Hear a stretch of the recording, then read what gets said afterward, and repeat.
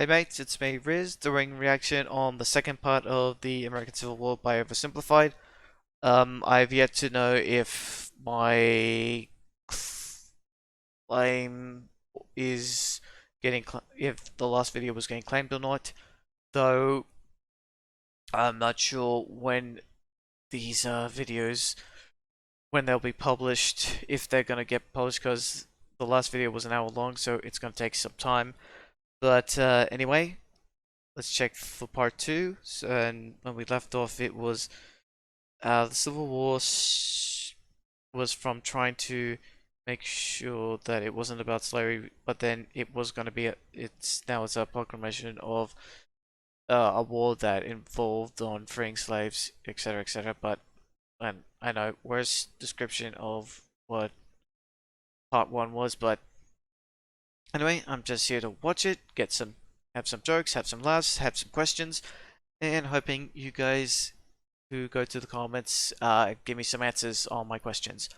So, the only thing I know about the American Civil War was from Gettysburg, and then a few bits of pieces of information from other movies, though I'm not entirely sure if they're correct or not. But let's see what part two is. Let's get to part 2. As the Union struggled to take control in the East continued, elsewhere, the war raged on. I just like the Confederates attempted an invasion of Kentucky, hoping the state as a whole would join them, but they were pushed back. The Indian Territory saw Native American tribes ally with one side or the other in the hopes of securing rights after the war. Along the Mississippi, General Ulysses S. Grant remained one of the few Union generals scoring major victories. With his best pal, General Sherman, by his side, Grant... Okay, what is it with the general names at this time are named after tanks? Grant, Sherman, Lee. What is Stuart gonna be in this conflict? General Stuart? Grant led his armies down the Mississippi to the Confederate stronghold of Vicksburg.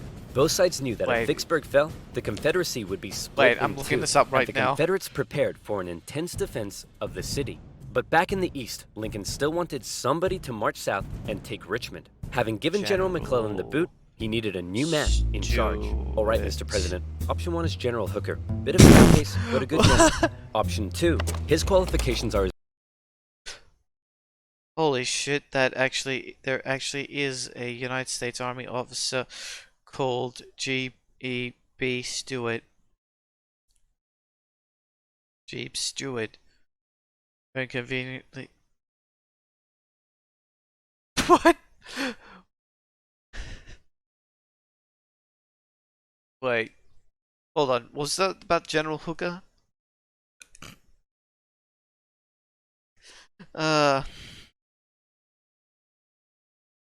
In Australia we have this real estate company called L.J. Hooker. I mean, really, the name itself does grab a lot of attention. I wonder, is there anything interesting about this General Hooker guy that may be interesting in the comment section? Because I feel like there's I get the feeling there's something interesting for a guy who has the last name Hooker. Look, I'm not making it to sound bad. It's just I get this feeling, Option 1 is General Hooker. Bit of a nutcase, but a good general. Option 2, his qualifications are his name is Burnside, and he has freaking dope-ass side moves. Say no more. So General Burnside was put in charge of the Army of the Potomac and sent south. Lincoln hoped he finally had a general who could succeed. Burnside met General Lee at the city of Fredericksburg, where he intended to rapidly cross the river and take the city. But the Union War Department was too slow in delivering the pontoon bridges, and the two sides were forced to camp across from each other, close enough to speak. Hey Yankee, ready to get your butt kicked? Yeah, right, Rebel. God is on our side. No way, God's on our side. Oh, you think so? Well, why don't we ask him? Hey God, whose side are you on? Ow. Dude, best response. With over 100,000 men, the Union Army finally launched their massive attack on the 11th of December. War. But by now, the Confederates had amassed their forces. During the battle, wave after wave of brave Union men marched headlong into a brutal Confederate onslaught.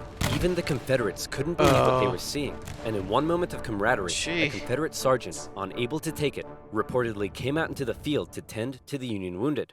Seeing this, the Union troops held their fire. Still, Burnside and his forces were soundly defeated at Fredericksburg and forced to retreat. Lincoln's popularity and Northern morale continued to plummet, especially as the winter heading into 1863 was bad. The winter camps were rife with disease. The food was less than appealing. On both sides, men began to leave. Hey, where do you think you're going?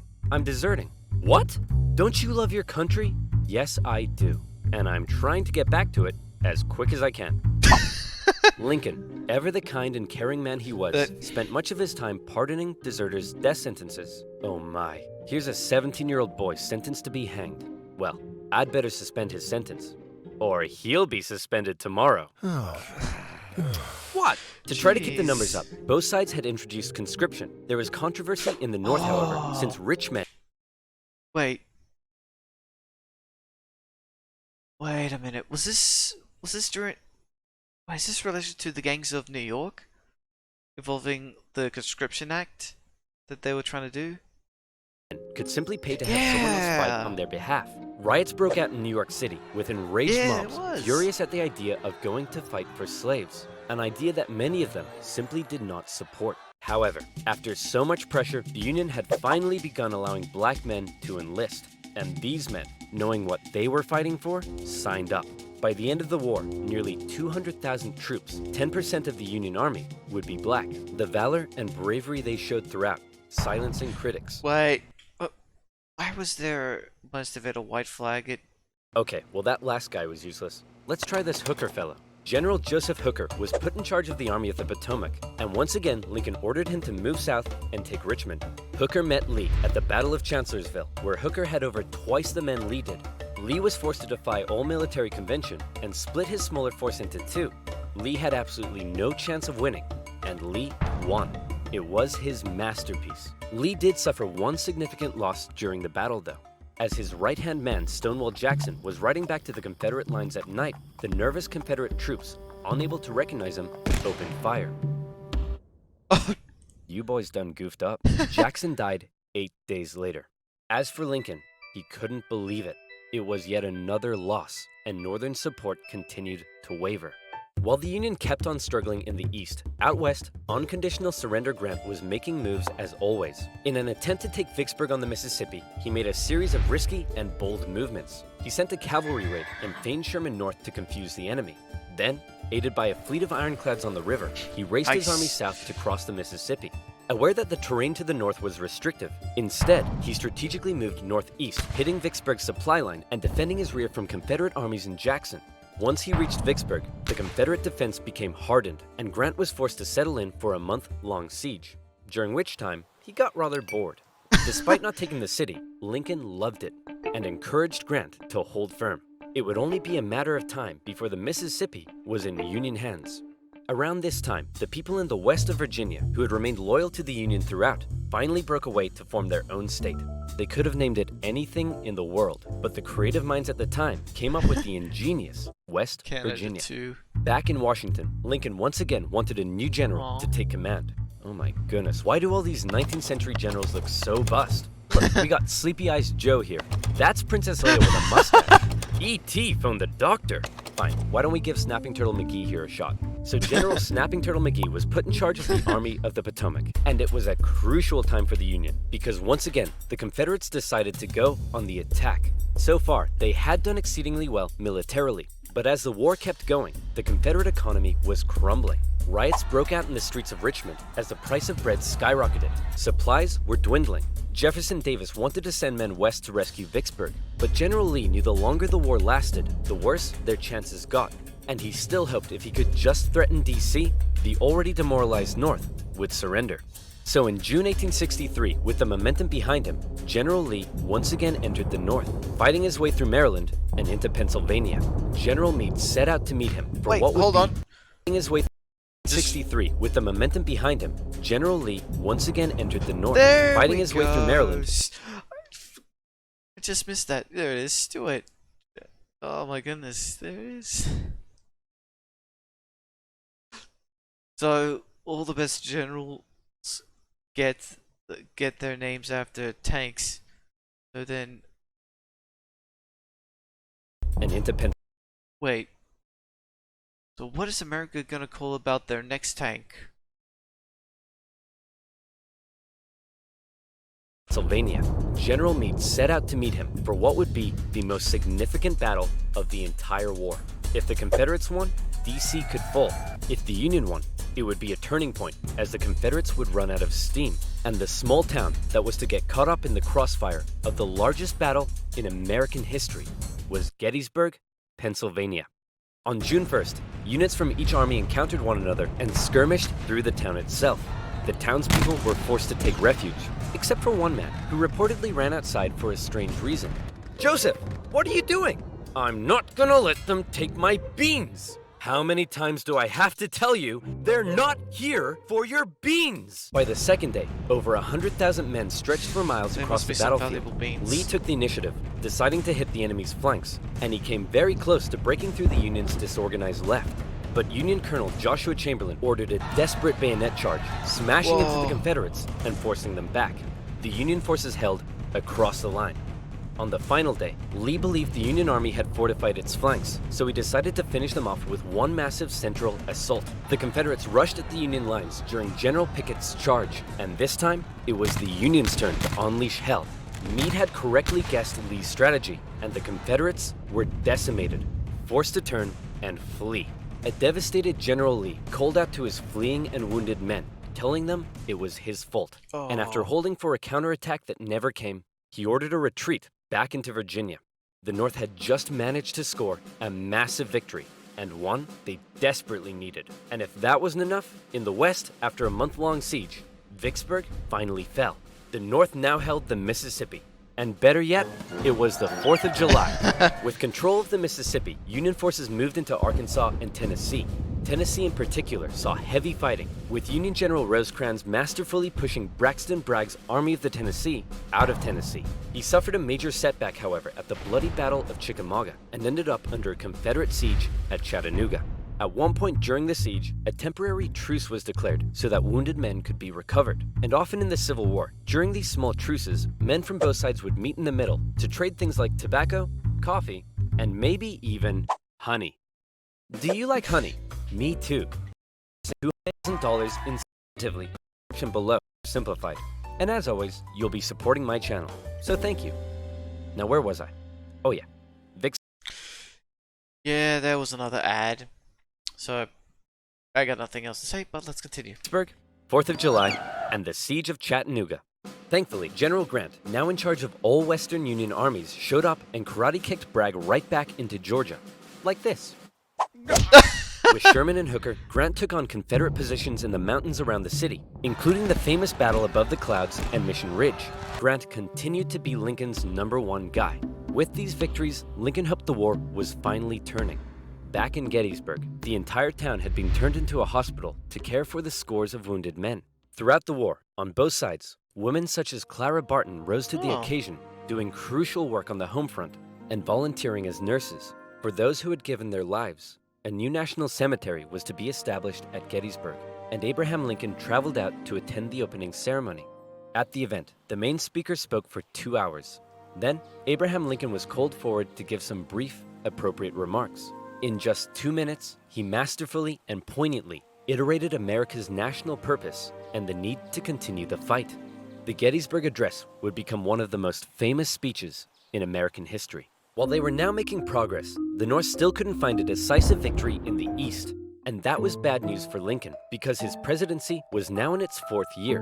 In 1864, there was an election coming. The Confederates knew this too, and with little hope left of being able to threaten the North militarily, they believed their last shot at victory may be in the election, since Lincoln, emancipation, and the war itself weren't exactly popular. People in the North were sick of war and wanted to put it behind them. Robert E. Lee hoped that if he could just hold out and continue to inflict more defeats, the people of the North would vote Lincoln out and replace him with a Southern sympathizer who may be willing to negotiate.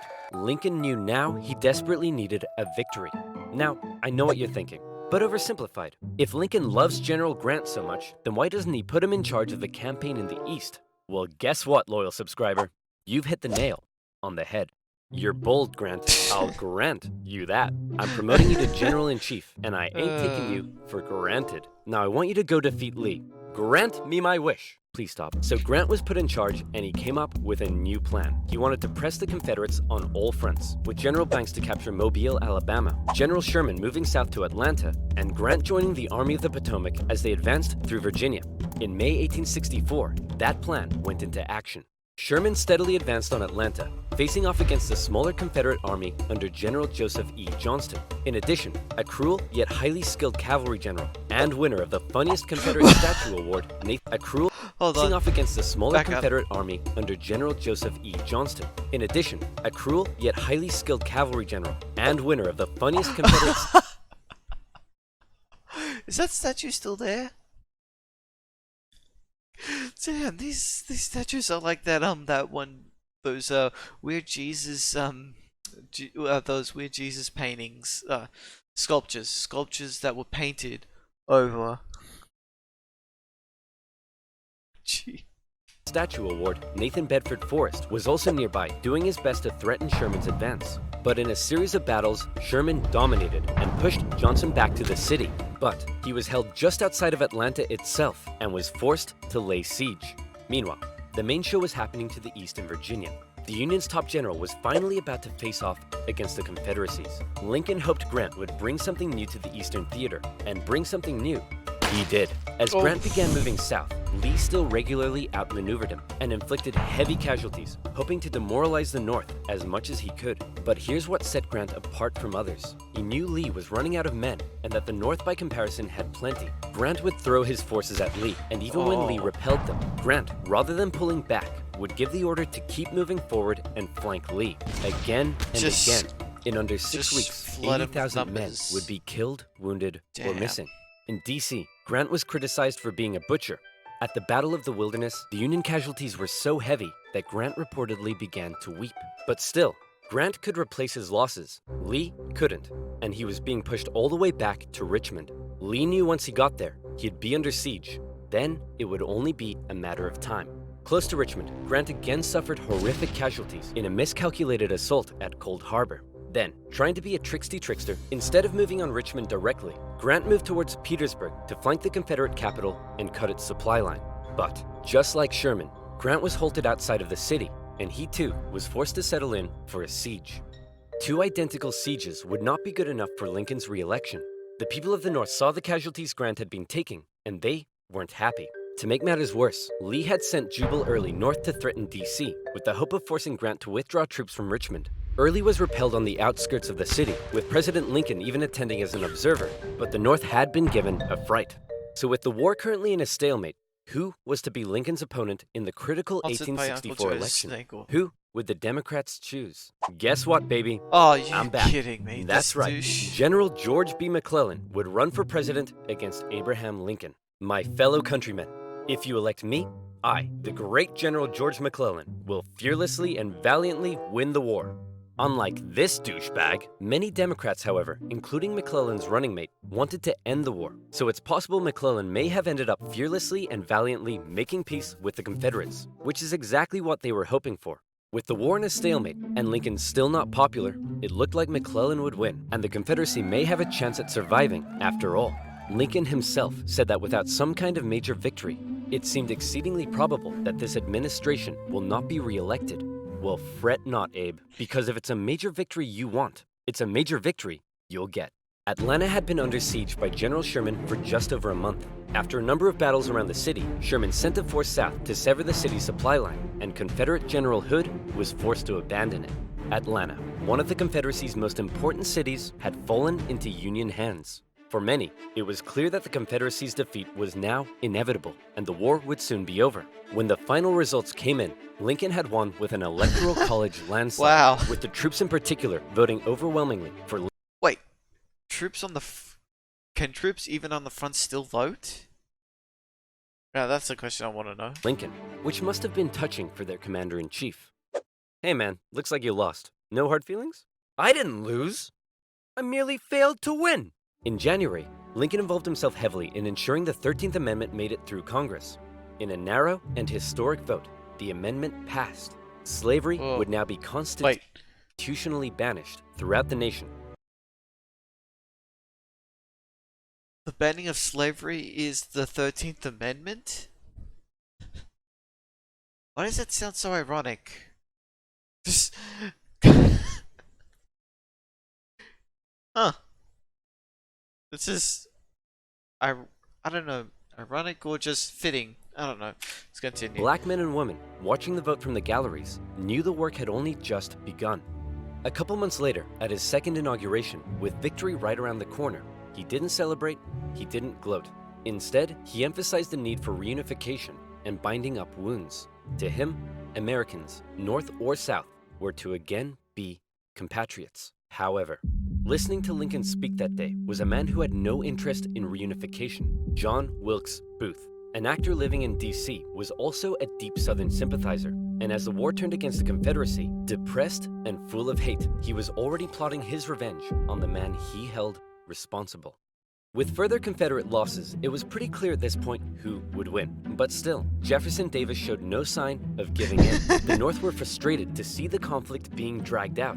Why waste more lives? In Atlanta, General Sherman believed he had the key to forcing the Confederacy's hand. He had an unusually modern concept that an army could only survive with the support of the people. Strike at the people, and the army collapses. Sherman decided to do something unprecedented. He would remove his 62,000 men from their supply line and march through the heartland of the Confederacy, where they would live off the land. There, they would wreak havoc. Yay. As they marched, they tore up railroads, burned farms, and destroyed communication lines. They also liberated thousands of slaves. The damage done was estimated at $1.4 billion. The tactics were cruel, but to Sherman, it was better than losing yet more men in battle. In December, he reached Savannah, Georgia, but he wasn't done yet. Next, he turned north to inflict his punishment on the first state to secede, South Carolina. As he moved, he came ever closer to General Lee's army, still holding out at Petersburg. The siege of Petersburg had lasted for 292 days. 60,000 of Lee's men had deserted. Numerous Union attempts to break through had failed, but when the breakthrough finally came, it came quick. On April 2nd, a Union assault finally pushed the Confederates from their defenses. Hey man, there's no need to evacuate, right? You'll rescue us like last time, right? Sorry, can't hear you. Lee narrowly escaped the city, hoping he'd be able to meet up with General Johnson and continue the fight. Grant chased him down. Richmond was evacuated, and Jefferson Davis went on the run. As they left, the Confederates set fire to military buildings, but the flames burned out of control, and as the Union troops arrived, they became firefighters. A couple of days later, Abraham Lincoln visited the war-torn city. Grant caught up to Lee at Appomattox Courthouse, where he trapped his forces. It was here, on April 9th, 1865, that Lee saw no point in continuing. Sir? Listen, bub. I drank a bit too much last night, and now I'm hanging like a fruit bat on a hot day. So whatever you have to say, I don't want to hear it. General Lee says he wants to surrender. Hot diggity dog! Grant and Lee met in the home of a nearby farm family, owned by a man who had tried his best to escape the Civil War years earlier, Wilmer McLean. All right, can we all just hurry up and get this over with? Martha! Not now! Wait. Vacuums. I don't think portable vacuums. Wait, there's not even a cord there, so... Okay, it's just a throwaway joke. Cleaning! Do you want us to get rats? Grant and Lee, after years of war, now spoke respectfully to one another. When Lee left, his face filled with emotion, Grant's men began to cheer, but Grant ordered them to stop. He knew that now was the time for reconciliation. Just over 2 weeks later, General Johnson would surrender to Sherman, ending the war for 89,000 Confederate soldiers in the largest surrender of the war. Not every Confederate state had surrendered, but the war was as good as over. Across the North, church bells rang out and celebrations erupted. In Washington, Lincoln gave a speech from the White House to a jubilant crowd, in which, among various things, he expressed his support for black voting rights. Lincoln had seen the nation through its deepest crisis. The presidency had visibly aged him. He had lost over 20 pounds. He said sometimes, I think I am the tiredest man on earth. I'm not sure tiredest is a word, but geez, the man's exhausted. Cut him some slack. On a carriage ride with Mary, Lincoln clearly was looking forward to being a president in a time of peace. He was apparently very cheerful, surprising his wife, and he told her that between the war and the loss of their son, they'd both been very miserable. Now, it was time to be happy. On the evening of April 14th, Lincoln attended a play with his wife and some friends at Ford's Theater. It was a comedy, and the president appeared to be enjoying it very much. In a nearby bar, John Wilkes Booth swallowed 2 glasses of brandy. He slipped quietly into the president's booth and awaited for the audience's laughter to rise. The president was shot in the back of the head. Booth fled the city. Soldiers carried Lincoln to a boarding house across the street. There, Oh. doctors declared there was nothing they could do. Surrounded by his heartbroken wife, son, and members of cabinet, at 7:22 the next morning, President Lincoln passed away. No. Never before had a president been murdered. A shocked nation mourned as a 12-day funeral procession carried Lincoln back to his home in Springfield, Illinois. On April 26th, Union cavalry found John Wilkes Booth in a barn in Virginia, where he was shot. Not long after, Confederate President Jefferson Davis was also tracked down and arrested. Imprisoned for 2 years, he was eventually released. The North didn't want to put him on trial for fear the jury may rule that Southern secession had in fact been legal. To ensure reconciliation, other Confederate generals and politicians were allowed to re-enter life in the now restored Union. Scattered fighting continued into May, when the last Confederate forces in Texas disintegrated. The Southern states came under Northern military occupation to prevent any further rebellion, and a very difficult era of Reconstruction began.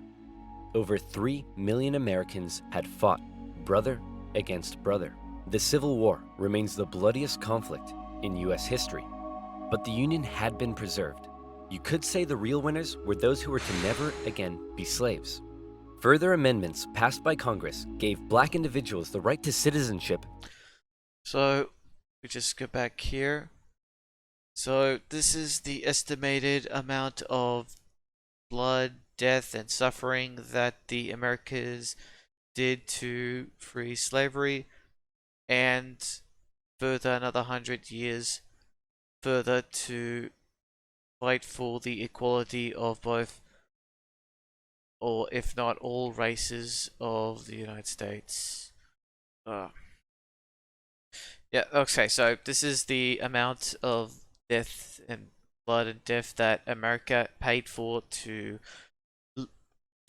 ban slavery, to liberate. Now, this isn't the price.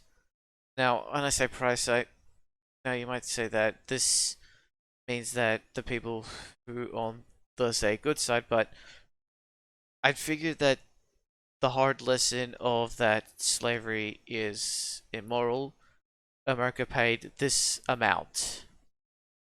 So, and then also economic, and let's not mention about economically as well. And heck, even this, and kind of even today in leading up, they still had to do this kind of stuff as well on freeing anyone who was in captivity. Same with the Europeans. Heck, Britain's giant fleet, and you know, there's a little bit more there's a like a very complicated-ish story about how Europe fleet the slaves, or stopped the banning of slavery and started using actually mostly it's the British who used its massive fleet to stop slavery in a lot of places, and or what may be considered illegal slavery. But anyway, Had been preserved. You could say the real winners were those who were to never again be slaves. Further amendments passed by Congress gave black individuals the right to citizenship and to vote. Significant progress had been made. However, entering into the 20th century, it was clear the fight for equality would continue. In modern America, the man who fought to preserve the nation and never gave up in the darkest of times stands as a symbol of honesty, empathy, humility, perseverance, and courage. A continuous reminder of what has forged America and what it should ever strive to be.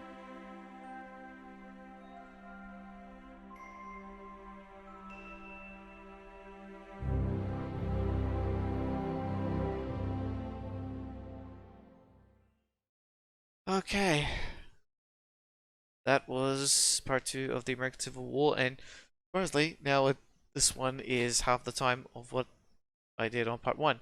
And looking at the recommendations, we've got World War II, we've got the Cold War, which will come later. But yeah, honestly, it, this was with this I kind of have a better understanding of what the Civil War stood for, and though there is probably like you can put as much information and knowledge about this as you would have with World War II, but it's not something I would delve deep into researching. Um, the only thing I just recently found out was that there was a game on Steam called War of Rights, and and I and you know it's not sure if it's something really big here, but when looking at it on the U at videos on YouTube, it was a simulation. Was it sort of like a simulation of Civil War battles, or just fighting with just the bullet musket weapons, and everyone's reloading, and everyone has to take command and be severely disciplined, and even those Civil War reenactors take part in it all the time. And some of the videos are just pretty awesome just to see. Though I've yet to see any of them doing any a tactic where there's like 2 rows. One row shoots, goes up, shoots, crouches down, reloads. The other one at the back shoots, crouches, or just reloads at the top, and then they get a chance to like, I'm talking about volley fire, like some kind of form of volley fire. I've never seen it, but in any stuff on YouTube. But you know what? That's kind of what I would be more interested in looking at on just for fun entertainment, and just seeing people actually people in the online video game community just being very disciplined. You don't see that as often with a lot of online shooters. Sure, yeah, it may have some, but not to the degree that this game kind of has to force the player to be disciplined to. But with that, that's it for this video, and if you liked the video, please like and subscribe. It brings a smile to my face. And let's hope um I don't, you know what, I don't have anything to say. But I'm just gonna for rights 42.95 for War of Rights. Um Early access game. Uh,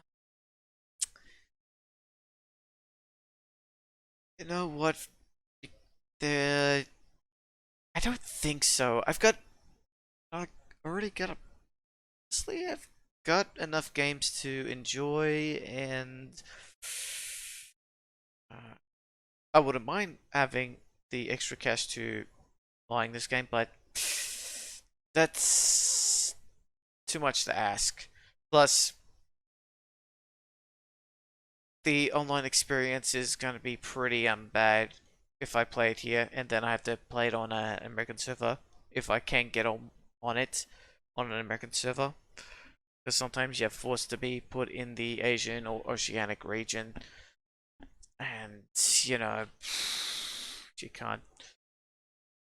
This is most. I'll enjoy people doing gameplays of this, but you know what? I wouldn't mind if they did this for like a single player campaign, kind of. Like, I remember there was Call of Juarez video game that kind of had a first level with the Civil War, and it would be awesome to have you know something, a Civil War type first person shooter game that, well, it doesn't have the triple A amount of money, but just enough to make a good a good campaign like this. and also make sure you could like technically do these battles, but have bots like you take command and such. But yeah, okay, that's it. So that's it for the video, and I'll see you next time on the Res Australian History channel. Bye.